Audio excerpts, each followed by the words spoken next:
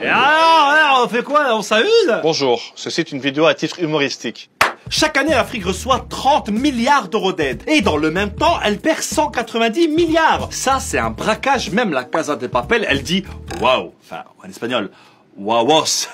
Allez, balance le générique. Enfin, vamos les généricos.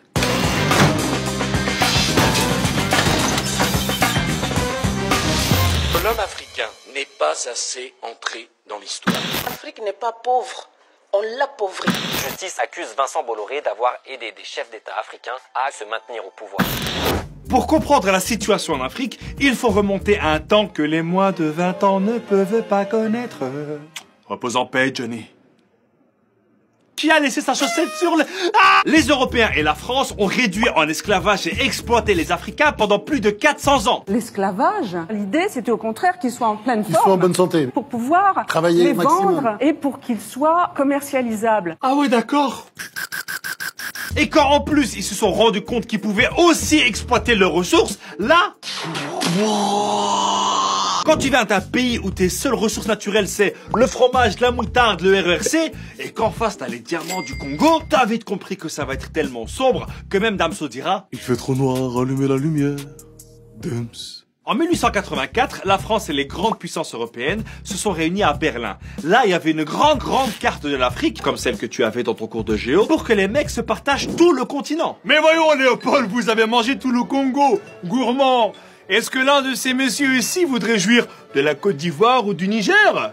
Je sais pas si t'imagines, mais ils ont découpé un continent de 30 millions de kilomètres carrés en 50 colonies. Et quand je te parle de colonies, je te parle pas de tes colonies avec tes potes à La Rochelle pour les vacances, mais bien de colonies où ça fouette et ça coupe des mains. Et c'est pour ça qu'il y a plein de pays d'Afrique, t'as l'impression qu'il y a un mec qui a pris une équerre et qu'il a dessiné les frontières lui-même. Après les deux guerres mondiales, les pays africains, vu qu'ils en avaient marre de se faire dominer, ils ont demandé leur indépendance. Tu me diras, logique. Et la France, elle était pas vraiment d'accord, hein. Il y a qu'à voir avec la guerre d'Algérie. Oh, 1, 2, 3, Aviva l'Algérie, j'ai dit 1, 2, 3, Aviva frère, on n'est pas un match de foot ici. Donc du coup, la France, elle s'est dit, comment je peux continuer à tout diriger, mais sans me faire cramer?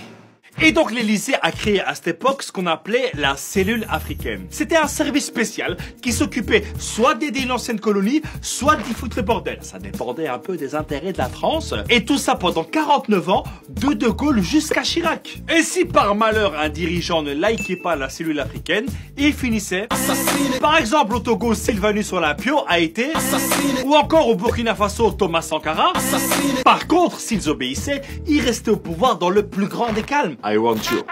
En fait, la France, elle a créé pour les présidents africains mieux que le CDI. Le CDI! Le contrat a duré infini. Frère, t'en as, ils sont restés au pouvoir plus longtemps que Michel Drucker sur France 2, hein. Regarde. Paul Biya au Cameroun, 37 ans au pouvoir. Omar Bongo au Gabon, 42 ans. Gnassingbé Eyadema au Togo, 38 ans. Et il y en a encore plein d'autres, hein. En fait, les mecs, ils arrêtent d'être présidents uniquement parce qu'ils sont morts.